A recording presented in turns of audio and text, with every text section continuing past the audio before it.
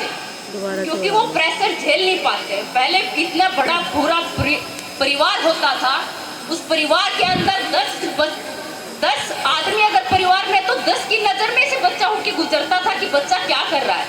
तो वो परिवार को पता होता था कि आपका बच्चा कहाँ कदम रखता है।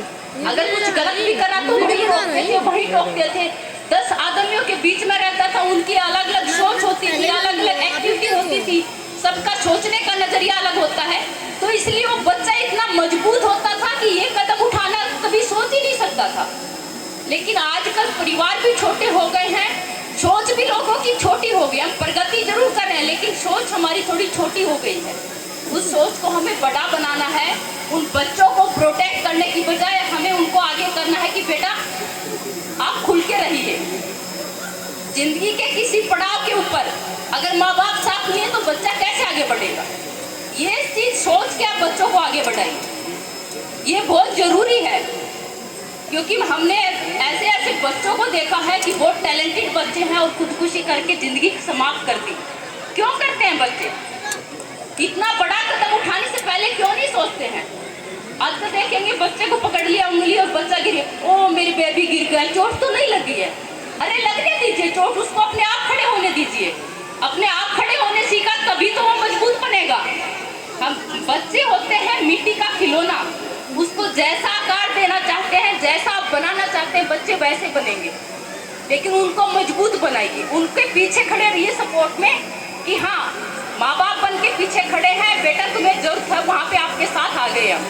लेकिन उनको आगे खुद रास्ता देखने दीजिए, उनको आकलन करने दीजिए, उनको आगे बढ़ने दीजिए, उनको पुश करिए पीछे से।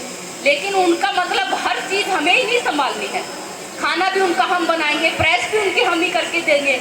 तो हम देख रहे कि मेरे माँ बाप ने इतना मजबूत हमें कैसे बनाया।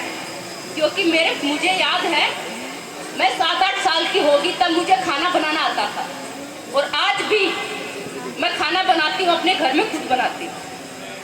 भले ही मैं आज कितनी भी सेलिब्रिटी हो, लेकिन ये चीज इसलिए बता रही हूँ कि एक बच्चे को संपूर्ण विकास अगर करना है तो ये चीजें उसको आनी चाहिए। किसी और के ऊपर हमें डिपेंड नहीं रहना पड़े। किसी और के ऊपर हमें, अगर बच्चे को खाना बनाना नहीं सिखाया और कभी जरूरत उसको पड़ गई कभी बनाने की, तो वो भूखा सोएगा क्या?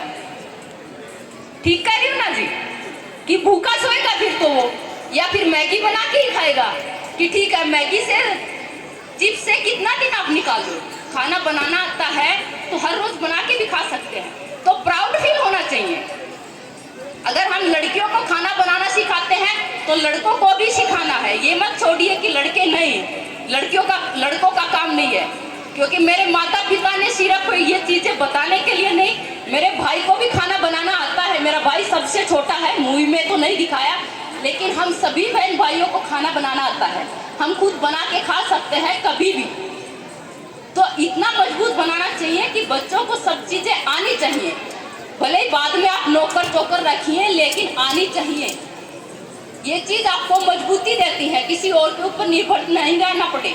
आत्मनिर्भरता की बात करते हैं, आत्मनिर्भर तभी बनेंगे जब हमारे बच्चे को हर चीज आएगी, हर चीज से मजबूत होंगे। और बात अगर मैं लड़कियों की करूं